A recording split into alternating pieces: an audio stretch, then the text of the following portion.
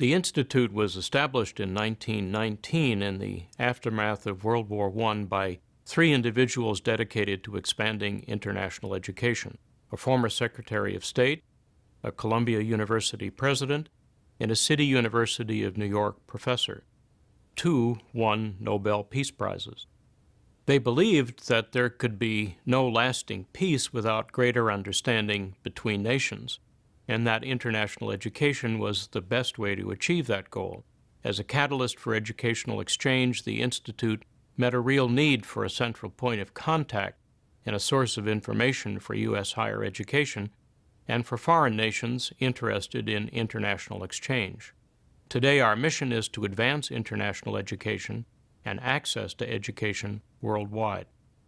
We accomplish this by managing scholarships, training, exchange and leadership programs, conducting research and facilitating policy dialogue on global higher education, and protecting scholarship around the world.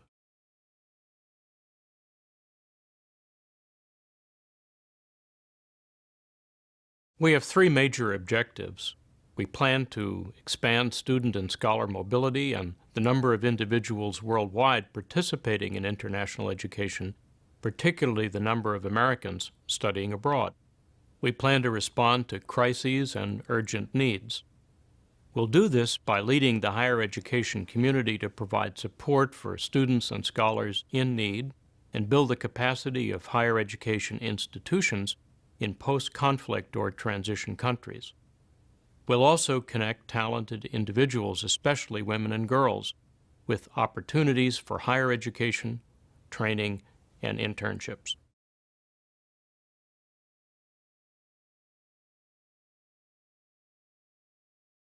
We have a global staff of more than 650 individuals who work in 19 offices and affiliates around the globe. From Brazil to Myanmar to the Middle East, we quickly and effectively launch new and innovative initiatives.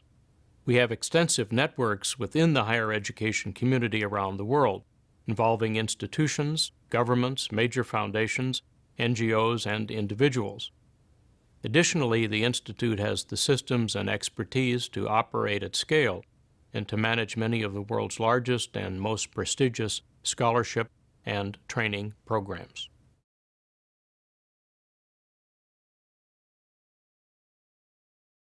Through many years of experience, we've developed the ability to administer large, complex scholarship and exchange programs.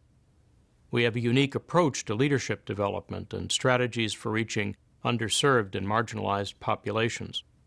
We also have technological innovations and a commitment to transparency. These things afford us a high degree of flexibility and responsiveness to the needs of our sponsors and participants.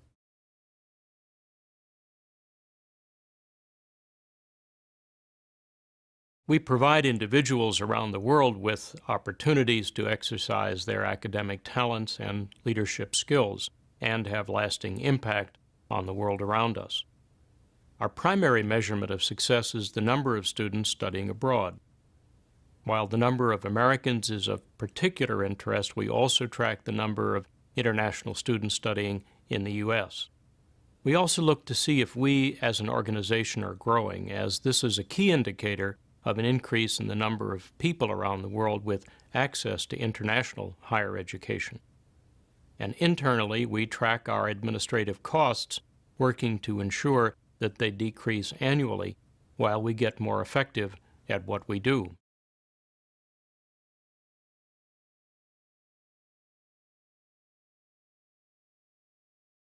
We have the privilege of administering the Fulbright program on behalf of the Bureau of Educational and Cultural Affairs of the U.S. Department of State. Survivors of the Holocaust know IIE because of our work in scholar rescue. Historians know us because the first assistant director of the Institute was Edward R. Murrow.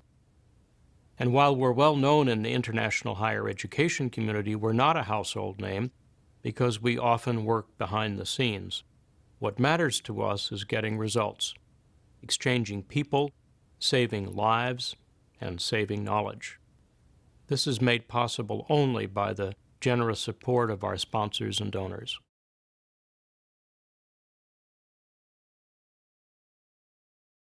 Very early in our history, the Institute was influential in establishing a system for non-immigrants to come to the U.S. and study and teach. We also invented the International Sabbatical Year. We also rescued scholars caught in the crossfire of major world events such as the Bolshevik Revolution and World War II. During the 40s, 50s, and 60s, the Institute launched the first exchange programs in Latin America, the Soviet Union, and Asia.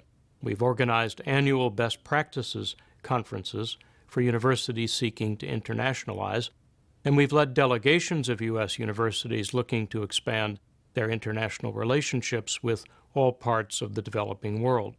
Since 1920, we've rescued more than 20,000 threatened scholars. And whenever there's a natural disaster, the Institute provides emergency support to students and scholars so that education can continue.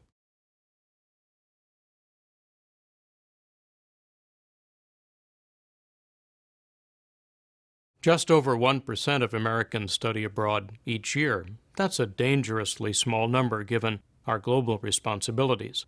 So the Institute is working to raise this through our Generation Study Abroad campaign and the administration of programs such as the Benjamin A. Gilman International Scholarship Program and the Boren Awards for International Study. We also receive a very high volume of requests from students and scholars whose lives and work are threatened due to instability and crises in their home countries. We aim to help them.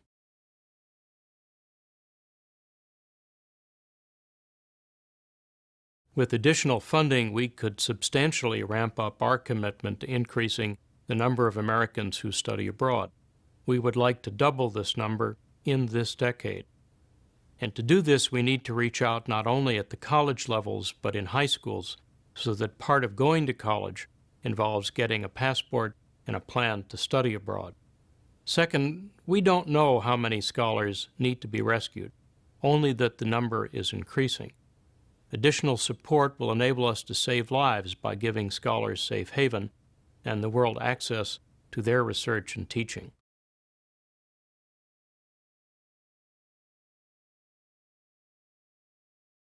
In most of the places where we work, Asia, Africa, the Middle East, dropout rates are incredibly high, particularly for girls.